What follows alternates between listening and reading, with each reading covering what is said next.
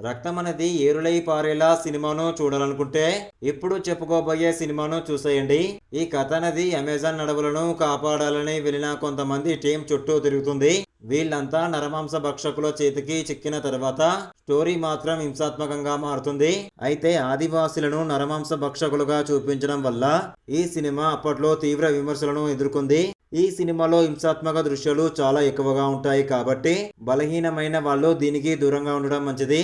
మరి మూవీ పేరేంటి, ఏ ఓటీటీలో స్ట్రీమింగ్ అవుతుంది అనే విషయాలు తెలుసుకునే ముందు వీడియోని ఒక లైక్ చేసి సబ్స్క్రైబ్ చేసుకోండి. Thank you. ఈ కథలో కొంతమంది సిటీ కాలేజీ కుర్రాళ్ళు సోషల్ మీడియాలో సెలబ్రిటీలు అయిపోవాలని తెగ ఆరాట పడుతుంటారు. అక్కడ ఉన్న జనాలను రక్షిస్తాం అని పెద్ద పెద్ద మాటలు చెప్పి అమెజాన్ అడవిలోకి వెళ్తారు.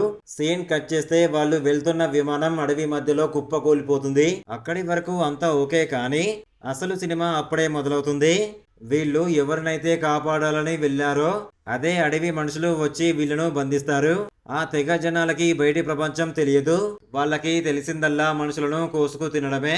వీళ్ళని బంధించి ఒక బోనులో వేసి ఒక్కొక్కరిని తీసుకెళ్లి కూరగాయలు కోసినట్టు కోసి పచ్చి మాంసాన్ని తినేస్తుంటారు. ఆ సీన్లు చూస్తుంటే ఎవరికైనా వెన్నులో వణుకు పుట్టాల్సిందే. చివరికి వాళ్ళలో ఎవరైనా ఆ నరమాంస భక్షకుల నుంచి తప్పించుకున్నారా, అసలు ప్రాణాలతో బయటపడ్డారా అనే విషయాలను మాత్రం ఈ హారర్ సినిమాను చూసి తెలుసుకోవాల్సిందే. ఈ వివాదాస్పద కానిబల్ హారర్ సినిమా పేరు వచ్చేసి ద గ్రీన్ ఇన్ఫెర్నో. ఈ సినిమా ప్రస్తుతం అమెజాన్ ప్రైమ్ లో స్ట్రీమింగ్ అవుతుంది.